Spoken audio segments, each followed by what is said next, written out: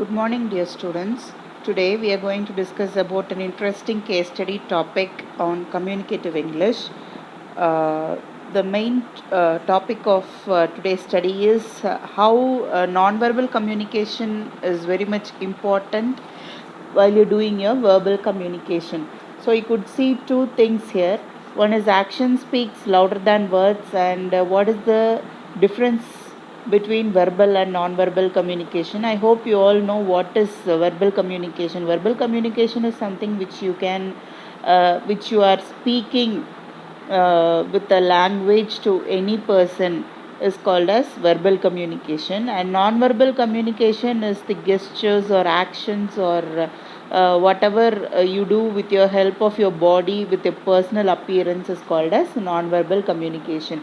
Here we could see this wordings, actions speak louder than words. So what this actually says is non-verbal communication plays a vital role in explaining the concept of verbal speaking in a clear way. So when you're communicating, if you are using your gestures or actions supporting your communication part, then that will help you to explain it in a very, very clear manner.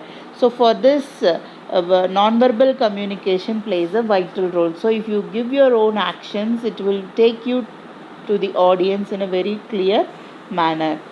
So the main objective of this session is you'll be discussing here about conversation skills, what is the features of a good conversation, and what are the tips for improving conversations, and body language, corporate ethics, workplace communication, and non-verbal communication with speaking. So these are the things which you are going to see now. So before going to enter into the topic, here I have given a small case study problem.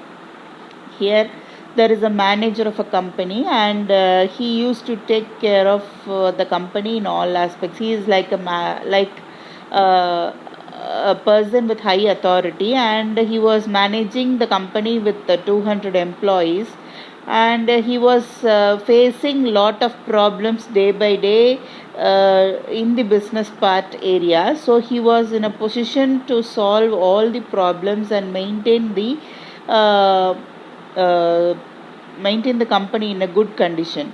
So he forgot to maintain his body language, since he was always in a tensed mood, and he was unable to cut down his temperness and angriness. So he was always shouting at his employees, and he was also having a very stubborn face towards everyone. So what he does is he goes to employees, speaks with them in a very rough and tough voice, which they were all not happy with, and also they were afraid of this guy. So he also doesn't wear a good perfect dress of a manager, since he has so many things to be done. So he goes for field work, and he does the work by himself also. So he will not be able to wear a very pleasant dress, and he will be wearing a very poor dress with all the dirty things on it. So he will be always in a he will is not in a proper professional dress code. So even the employees also were not happy with him, hence since he will be always shouting at them, he will be saying so many harsh words towards them to make the people work there. So here there is some kind of miscommunication or some kind of gap between the workers and the manager. So here what is the problem you could find is that the company could not produce the things in a proper manner, as the employees were afraid of this person, and also they could not complete the task allocated to him in this stipulated time, because he was shouting, and they were thinking that if they do some mistakes, he will start shouting at him. So they were unable to complete the job also in a successful one. So this made some problematic issue, and this has taken to the downfall of the institution or the company. So what is the problem understood here is, number one, the person has not used a proper communicative strategy among the employees. He has also not dressed professionally. He has not used his body language in a proper manner to deal with the employees in all the situations and scenarios. So this is the problem we could find here. So here conversation plays a vital role in the situation or the scenario. So what is conversation skill is, it is a method of self-expression and interaction. So it should build trust and credibility, which is not found in this case of this manager. So he forgot to express himself to the employees, and he could not maintain a good relationship with the customer or the employer. So he failed to build a trust and credibility for the with the employees. So here he requires a lot of effort, focus and practice, and he should have some concept what he is going to speak to the employee, and he has to fix up his own self-esteem, and he should also have to create an awareness that what is the task to be done by the employees and how it is going to be done. He has to explain the concept clearly to the employees. So these three things are missing in this case.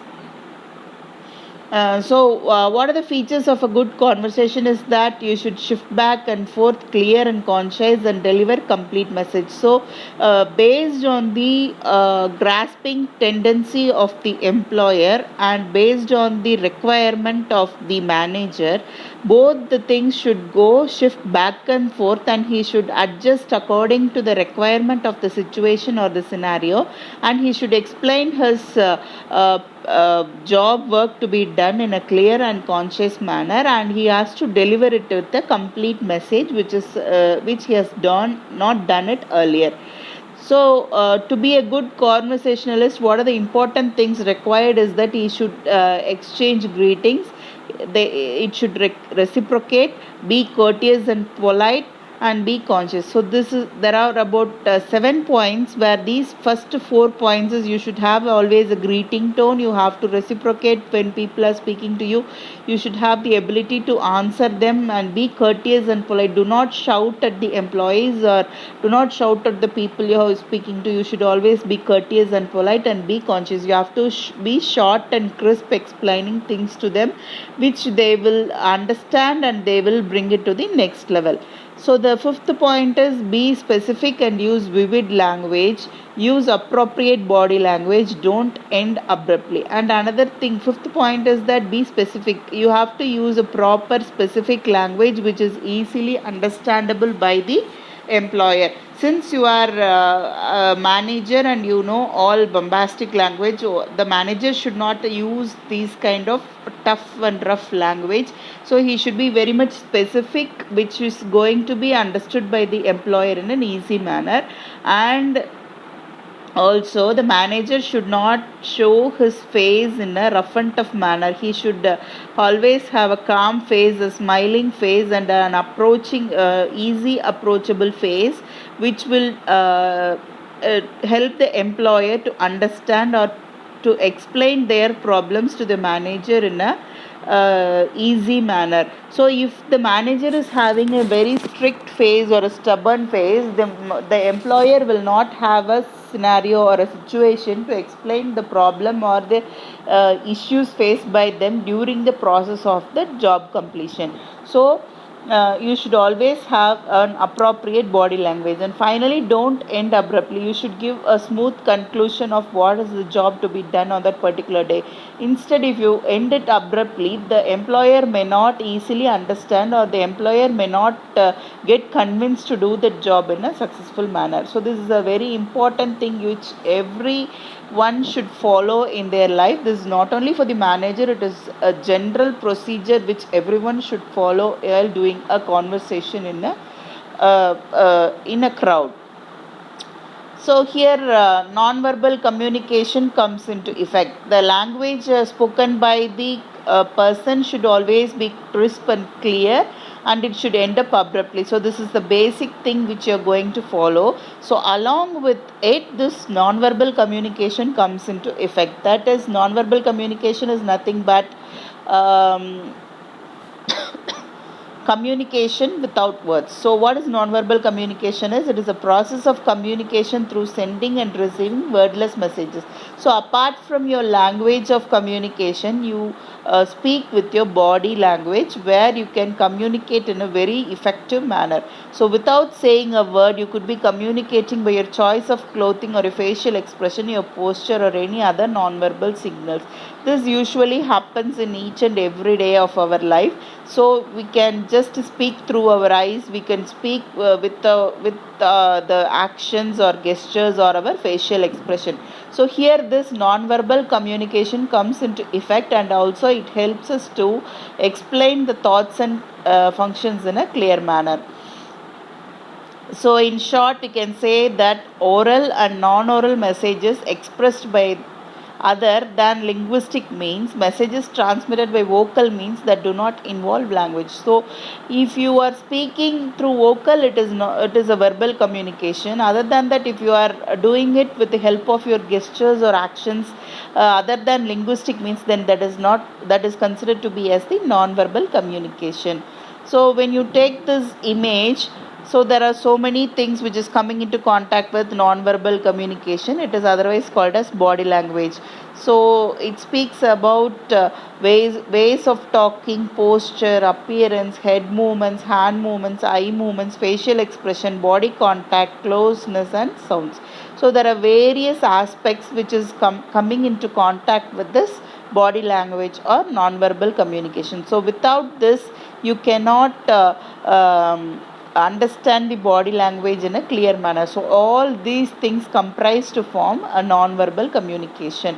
So coming deep into non-verbal communication, so what is body language? It is a communication that involves body movement, and the main thing is gesturing. Gesturing is nothing but doing some kind of action. It is otherwise called as non-verbal means of communication. So people take the help from this body language concept, and then they communicate effectively. You could see this example. So with the same face, they have given a lot of different expressions which tries to say something to the observer. In one thing, she's frustrated, she's angry, she's happy, she's disgusting, and she's calm. So these faces show different kinds of facial expressions or gestures.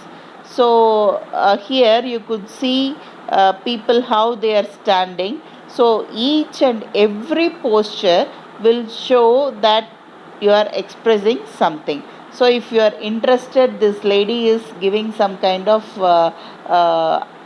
facial expression, and he is impatient to live, so he is giving some kind of expression. This guy who is having folding his hands, he is insecure and aggressive, and he is having some kind of closed mind. And this guy with the headphone, he is trying to hide something, and this lady has not opened to communication. So there are so many kinds of gestures where people will find out what is the thing which is going on inside your mind, and what is your point of thought. It is easily understood by the observers. So the observers can easily understand with the help of your gestures. Why is this body language very important? You will always have a question. Why is this body language so important? So it plays a big role in intuition, as it gives us messages about other person that we can interpret at an intuitive level. So this body language helps us to study other person's personality, or you can understanding the other person's personality. So this I say because I have a survey from Google that is 55% of body language and 7% spoken words, and 38% of tone of voice plays a vital role in expressing things. So the lot of efforts put forth to make someone understand something is body language, and only 7% of words and 38% of tone you use. So here this body language plays a vital role. 55% plays a vital role. It is very much powerful that 65% of all the things are from non-verbal communication. That is facial expression, tone of voice, movement, appearance, eye contact, gesture, posture, everything. So with the help of this only, everybody communicate in a successful manner than using words or some other kind of things. So how does body speak? Do you have any idea? Is that it is a spoken language. It can also be called as a spoken language. The body communication or the body language can also be called as spoken language. It doesn't use any words or punctuations, but everything is done with the help of your actions. So each gesture is like a single word, and one word may have several different meanings. So even though it doesn't speak, it shows or it expresses everything through the bodily movement. So what is the things which is comprised of is: number one, eye contact, shaking hands, your postures, your smile, your laugh, everything is considered to be as the important aspect of this body language. So when we move into facial expressions, you could see a man showing different facial expressions, giving so many emotions, feelings, and attitudes. So each and every facial expression tries to express so many thoughts or the feelings of that particular person, and it tries to take it to the viewer's mind into a correct form. So this is called as facial expression. The next one is eye contact. So whenever you speak, you should always have the habit of looking into the eyes of the opponent and speaking. So this is the basic rule which everyone should follow. Since if you don't have the habit of having proper eye contact, then people will judge you that you are not the right person. And also, if you do some mistake or something, you will not have the ability to watch the opponent's eyes and speak to them about that particular thing. So here this eye contact plays a vital role to make the opponent understand actually what you're thinking in your mind. So to make people feel good and show your interest, you must always maintain a eye contact. So the easiest way is to look at the person's whole face about the tip of their nose. So the next one is how an eye contact is very much important. It is taking signals. It tries to send some kind of signals or patterns or some kind of message to the another person's eyes, and this will help them to do an interaction in the successful manner. And also it will try to help the two persons to establish a rapport in their communication or in their discussion. And also it can be used to give some kind of feedback. So if you are not happy with something, you can show it with the help of your face. And if you're angry on something, you can show it with the help of your face or your eyes. And there are so many signals which can be created with the help of your eyes. The next thing we are going to see is there are different kinds of gestures. So what is gestures? Gestures are nothing but the actions that is made by the human body to express the thoughts and feelings into a successful form apart from speaking. So here there are 4 different kinds of gestures available, that is descriptive, empathetic, suggestive, and promoting. So all these gestures are trying to express something. And also here descriptive means enhancing it is used to enhance the verbal message. Empathetic gesture means underscores a verbal message. Suggestive is symbols of ideas and emotions. Next one is evoking a desired response. So these are the 4 important types of gestures that is followed as an important aspect. So after body language and eye contact and facial expression, the next thing which is coming into effect is the handshake. So when you meet a person for the first time, you should have the habit of giving a handshake. So there are different types of handshakes available. Around 280 types of handshakes are available, as it is found in management studies. They have found out there are 280 types of different handshakes, and it is done to greet a person or to congratulate a person or to express your gratitude. So in all these ways, there are different types which you can express your thoughts and feelings in a successful manner.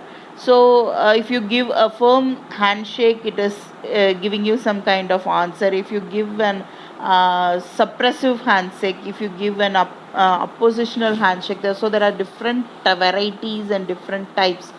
And so if you are going to give a handshake, you should stand up, step or lean forward and make an eye contact with the person, have a pleasant or animated face, shake hands, greet the other person and repeat his or her name.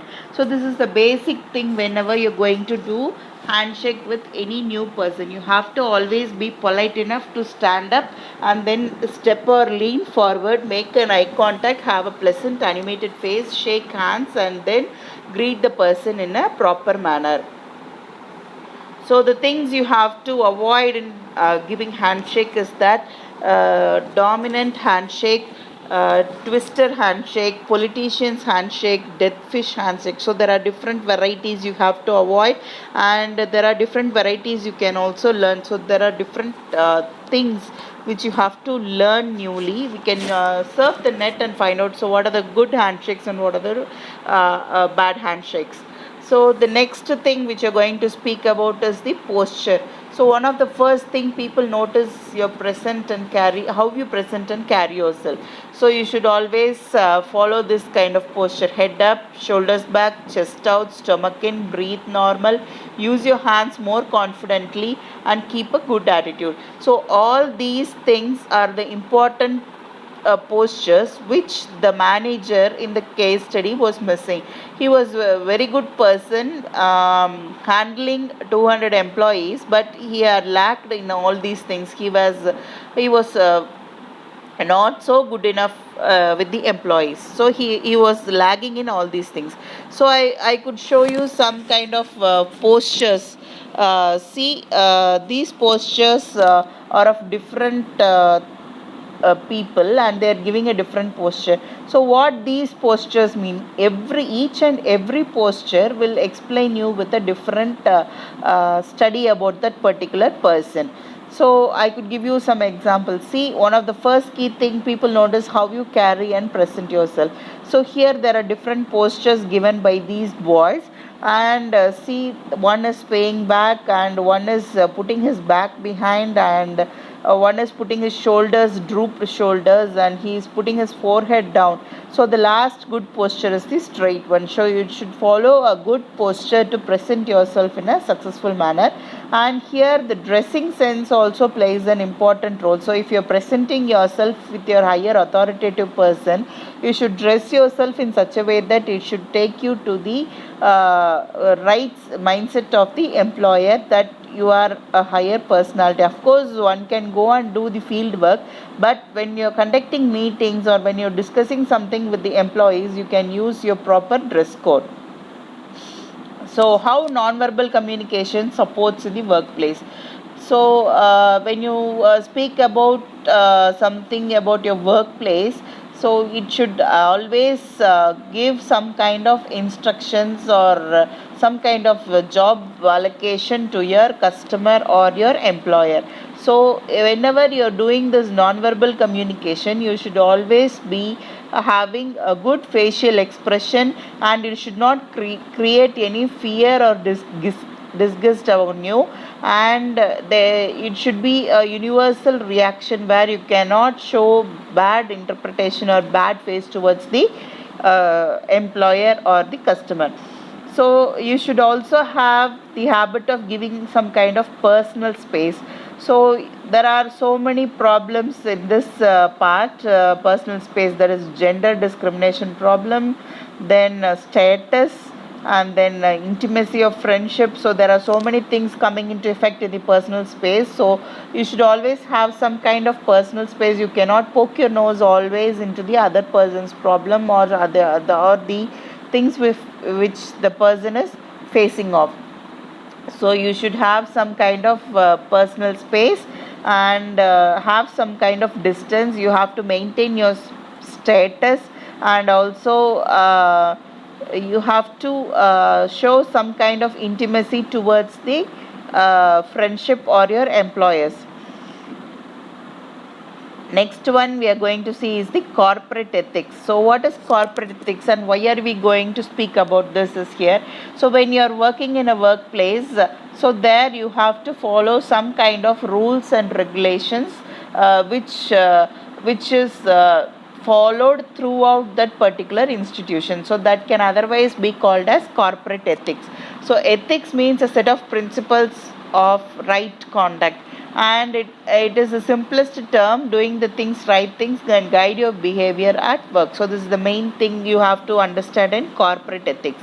So this corporate ethics is comprised of so many important points. That is the main thing is you should have effective communication, body language, avoid creating disturbances, trust and respect for the others' works, don't interfere in others' works, respect the privacy of your co-workers, avoid ethnic and gender biasness, improve your self-presentation, no personal work during work hours,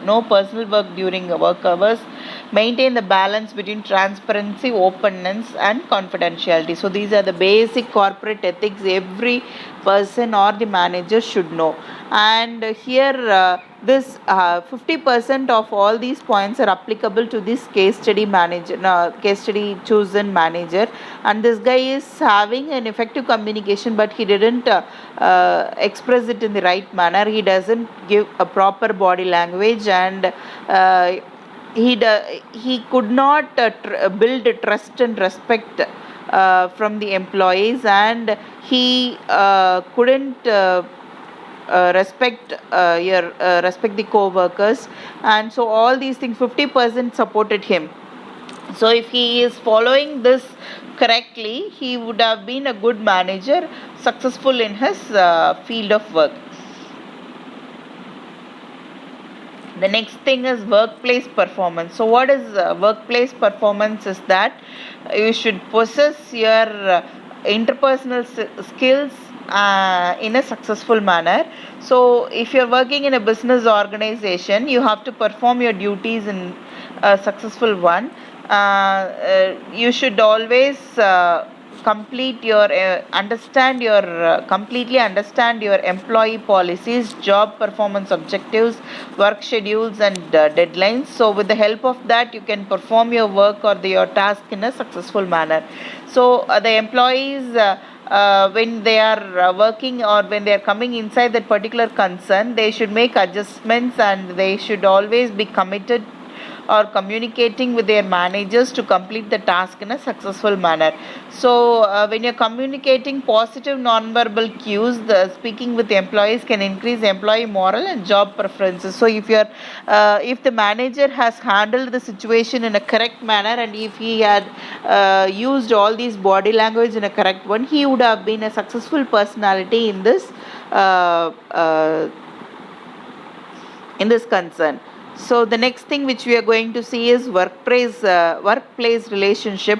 So you should have a good relationship with the employers or the customers. So whenever you speak with the employer or the customer, we should show some kind of respect towards them, and we should be very much clear whether we have cleared all their doubts, and also we have successfully done the task or explained the task to them to complete it in a successful manner. So here workplace communication comes into effect, and it will help the colleagues to understand or to build positive business relationships among them.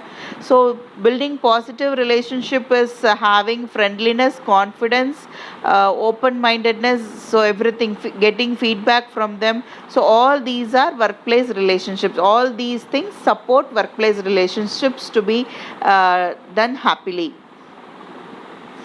and the body language that are to be avoided. So avoid lack of eye contact. Force yourself to look others in the eye when greeting, talking, and especially when listening. Avoid mumbling. Speak a bit slower and get it right. Don't be afraid to take up some space.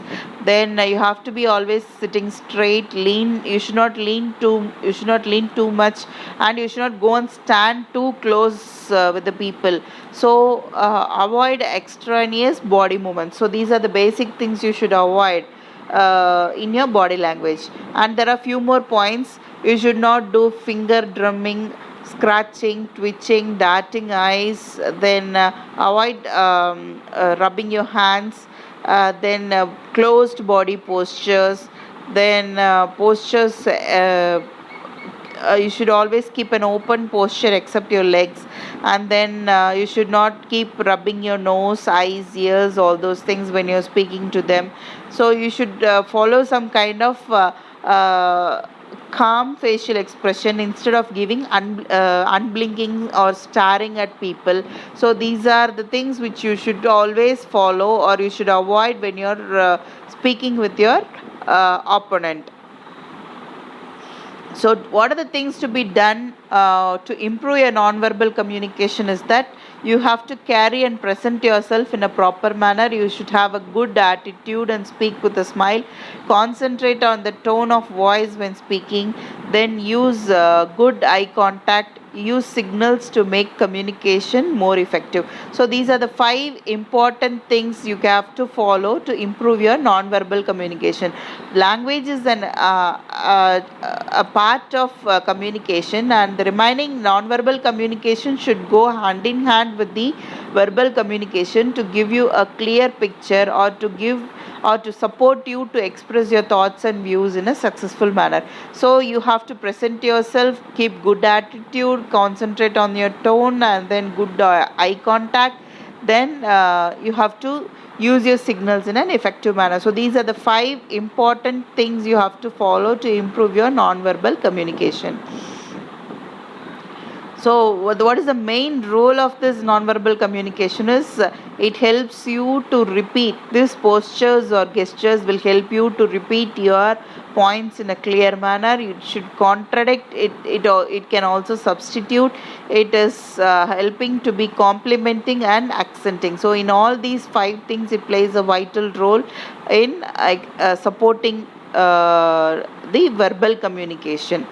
So what is the solution which you could identify or find out in this non-verbal communication or the body language or the case study which we have seen earlier is that you should always use non-verbal communication skills in a proper manner to the 100% to speak with the employees or to speak with the customers in a successful manner. So what are the main solutions that could be done is you have to maintain proper eye contact, maintain proper facial expressions, convey your thoughts and feelings in a easy and successful manner, and then you should be aware of your tones and sounds, be considerate of personal space and your postures, have a good dressing sense, and then when you're talking with your employers, you have to have a proper facial expression which they would be easily understanding the concept or the job given by you in a successful manner. So these are the 5 important basic things one should learn to come out of this problem. So from this case study, we could understand that non-verbal communication plays a vital role in the development or in the communication of the verbal part. So if you want to communicate effectively, put all your 50% in a successful one. If you're speaking a good language, have your non-verbal communication as a support to express your thoughts and feelings in a successful manner. Thank you.